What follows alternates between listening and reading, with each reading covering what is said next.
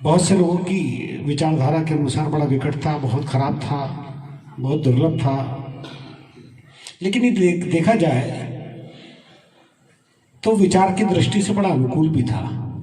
उसने एक नई दिशा दिखाई, उसने एक नई सोच जागृत की कि जब हम अकेले हो जाते हैं, जब हम सबसे बिछड़ जाते हैं, जब सारी संभावनाएं समाप्त हो जाती है, जहां भविष्य अंधकार में नजर आता है, वहां प्रकाश की किरण कैसे स्थापित की जा सकती है।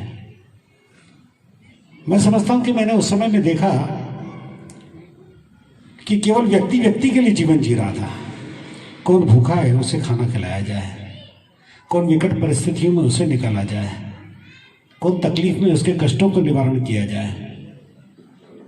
अपने परिवार के संग रहना, अपने परिवार के साथ में रहना, बच्चों की शिक्षा दूर हो चुकी थी, कारोबार बंद हो चुके थे, लोगों के पास खाने के लिए राशन नहीं था। ऐसे में पूरा देश एक समाज बन गया। सब लोग किसी न किसी के लिए कुछ करने को आतुर थे, और वो आतुरता मानवता को जन्म दे गई। मानवता की एक ऐसी मिसाल नजर आई कि जब अगर कोई बात होती थी तो इतनी होती थी कि कौन कष्ट में है और उसकी पीड़ा कैसे हरा जाए। पड़ोसी पड़ोसी का ख्याल रखता था। कभी आपने सोचा है कि बहुत अमीर व्यक्ति है और उसके यहां पर सब्जी जा रही है, उसे सब्जी का मोल समझ में आया कि सब्जी कितनी कीमती होती है। भूख से संघर्ष तो बहुत से लोग करते हैं, लेकिन ऐसे समय में बहुत संपन्न लोगों को संघर्ष करते हुए देखा। जब उन्हें संघर्ष का एहसास हुआ तो उन्होंने उनके पास जो कुछ था वो विपन्न वर्गों में बांटने की चेष्टा की। वो काल हार गया और मानवता जीत गई।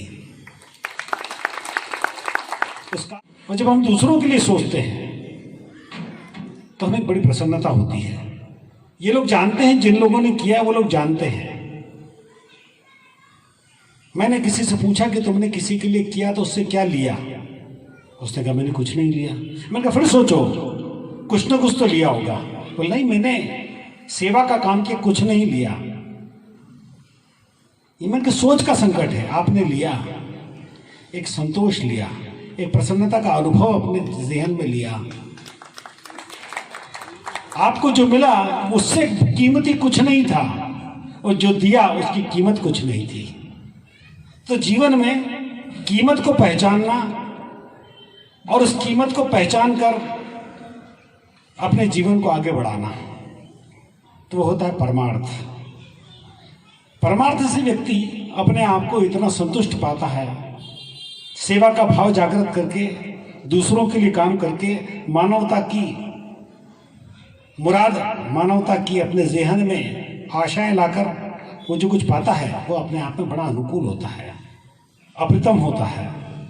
और ऐसे मौके जब जब आए तब हम कोशिश करें, हम किस समाज से हैं, हमें सिखाया है कि हम दूसरों के लिए जिए।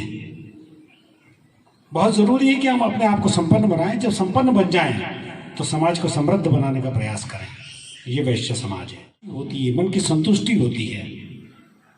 जीवन में दो चीजें होती है। लोगों से पूछता हूं, आप अच्छा घर बनाते हो, बड़े सुख का अनुभव होता है।